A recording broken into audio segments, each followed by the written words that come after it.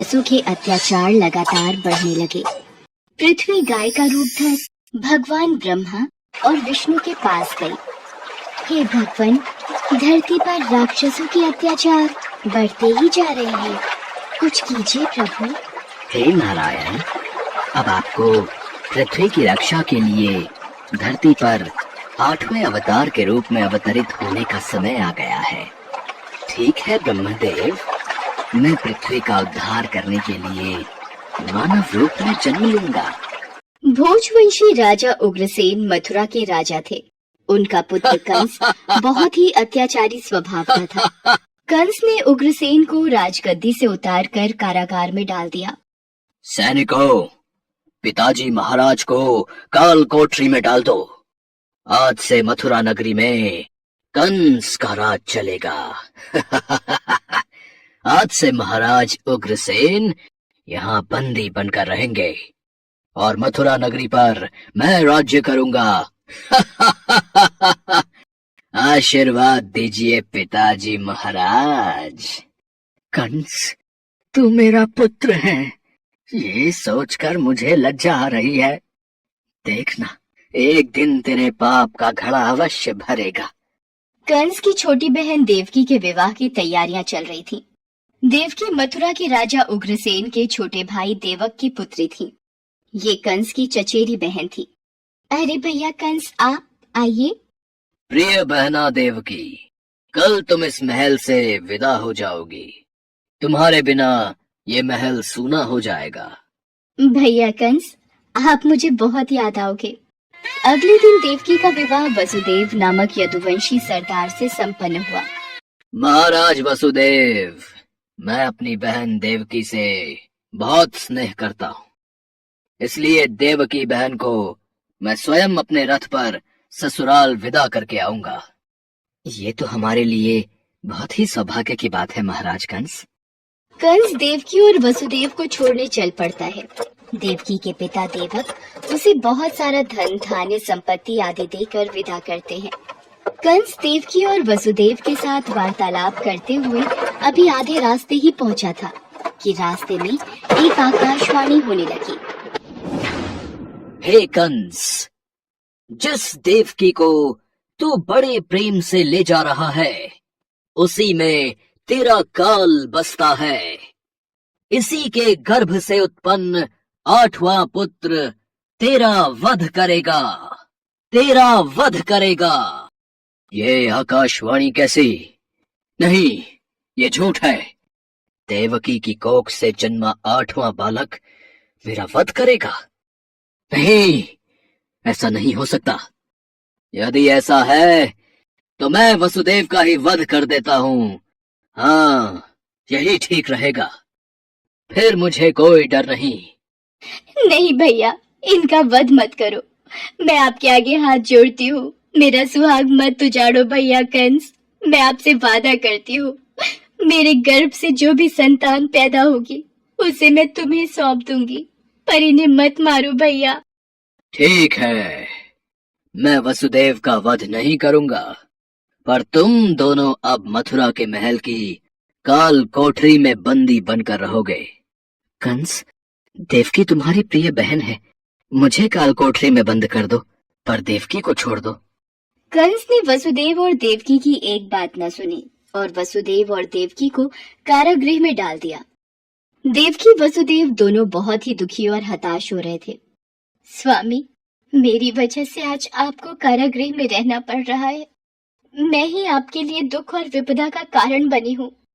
नहीं देवकी, नहीं, ऐसा मत कहो। मैं तुम्हें पत्नी रूप में पाकर बहुत प्रसन्न हूँ। हमें एक दिन कंस के पापों से मुक्ति जरूर मिलेगी। पर स्वामी, भैया कंस मेरी कोख से जन्मे सभी बच्चों को मार देंगे। हम क्या करें? देवकी वसुदेव कारागृह में दुख भोग रहे थे। कंस देवकी और वसुदेव को धमकाता रहता था। वसुदेव देवकी के बच्चा पैदा होता और कंस कारागृह में आकर देवकी के हाथ से बच्चे को छीन लेता। ला, ये पुत्र मुझे दे बहना। भैया, मेरे पुत्र को मत मारो भैया। नहीं स्वामी, हमारा पुत्र, मैं अपने सामने ही अपने सभी पुत्रों का वध होते कैसे देख पाऊंगी? देवकी बेहोश हो जाती है। हे ईश्वर, कोई रास्ता दिखाओ। कंस के अत्याचारों से हमें कब मुक्ति मिलेगी प्रभु। देवकी, आंखें खोलो। कंस बहुत ही क्रूर और अत्याचारी राजा था, जिससे प्रजा बहुत डरती थी। दुराचारी कंस ने वसुदेव देवकी के 7 बच्चों को जन्म लेते ही मार डाला। अब 8वां बच्चा होने वाला था। देवकी के 8वें पुत्र के जन्म का समय निकट आ रहा है, इसलिए पहरा और भी बढ़ा दिया जाए। जो आज्ञा महाराज कंस। देवकी वसुदेव के कारागृह में बंदी रहने की बात नंद गांव में वसुदेव के मित्र नंद के कानों तक भी पहुंची। दुराचारी महाराज कंस ने वसुदेव और देवकी को कारागृह में बंदी बना रखा है। देवकी के 8वें पुत्र के जन्म का समय निकट आ रहा है और इधर यशोदा को भी बच्चा होने वाला है। मुझे उनकी सहायता करनी होगी। 8वें बच्चे की रक्षा का उपाय सोचना होगा। जिस समय वसुदेव देवकी को पुत्र पैदा हुआ, उसी समय संयोग से यशोदा के गर्भ से एक कन्या का जन्म हुआ, जो और कुछ नहीं सिर्फ माया थी। भाद्रपद के कृष्ण पक्ष की अष्टमी को रोहिणी नक्षत्र में श्री कृष्ण का जन्म हुआ। उनके जन्म लेते ही जेल की कोठरी में प्रकाश फैल गया। वासुदेव के सामने शंख चक्र गदा एवं पद्मधारी चतुर्भुज भगवान ने अपना रूप प्रकट कर कहा, वसुदेव, मैं बालक का रूप लेकर देवकी के गर्भ से जन्म ले चुका हूँ। मेरा ये अवतार कंस के संहार के लिए ही हुआ है। अब देर न करो, तुम मुझे तत्काल गोकुल में नंद के यहाँ पहुंचा दो और उनकी अभी अभी जन्मी कन्या को लाकर कंस को सौंप दो। ये कहकर भगवान विष्णु अंतर्ध्यान हो गए। देखते ही देखते वसुदेव जी की हथकड़ियां अपने आप खुल गईं। कारागृह के द्वार अपने आप खुल गए। सभी पहरेदार सो गए। देवकी बेहोश अवस्था में थी।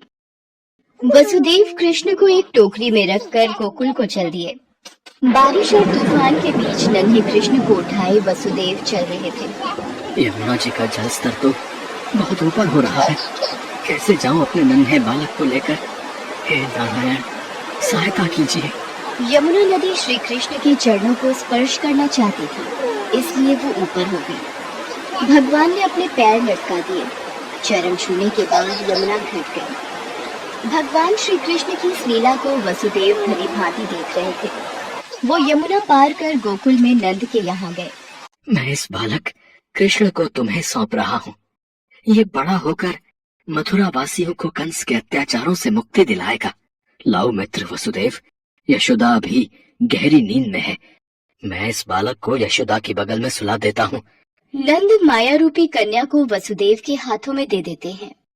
ये लो मित्र, इससे पहले कि कंस कारागृह में पहुंचे, तुम शीघ्र इस कन्या को लेकर वापस लौट जाओ। तुम धन्य हो मित्र, तुम धन्य हो। वसुदेव वापस कारागृह में लौट आते हैं और उनके लौटते ही कारागृह के द्वार अपने आप बंद हो जाते हैं। वसुदेव जी के हाथों में हथकड़ियां पड़ जाती हैं। हाँ, अरे ये तो बच्चे के रोने की आवाज है। महाराज कंस को सूचना देते हैं। देवकी, हमारे यहाँ 8वें पुत्र ने नहीं, पुत्री ने जन्म लिया है। क्या? अब ये तो पुत्री का जन्म हुआ है।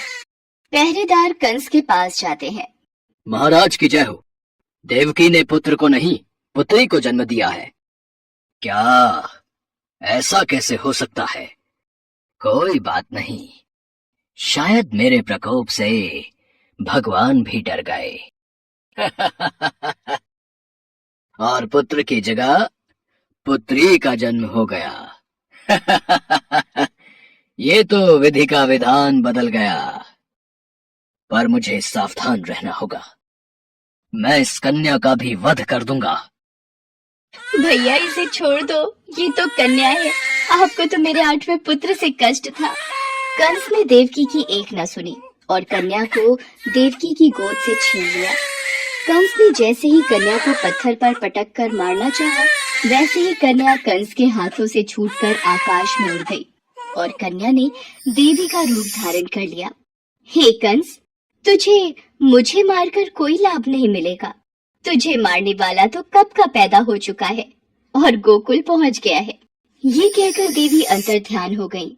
कंस ये दृश्य देखकर गुस्से से छटपटाने लगा और गुस्से में अपने महल में आ गया। कंस ने श्री कृष्ण को मारने के लिए अनेक दैत्य भेजे। श्री कृष्ण ने अपनी अलौकिक माया से सारे दैत्यों को मार डाला। बड़े होने पर कृष्ण ने कंस को मारकर उग्रसेन को राजगद्दी पर बिठाया। उस दिन से श्री कृष्ण के जन्म महोत्सव को सारे देश में बड़े हर्षोल्लास से जन्माष्टमी के रूप में मनाया जाता है। भगवान कृष्ण की नगरी मथुरा में इस त्योहार की विशेष धूम रहती है और इसी के साथ पूरे ब्रज क्षेत्र में जन्माष्टमी का त्योहार धूमधाम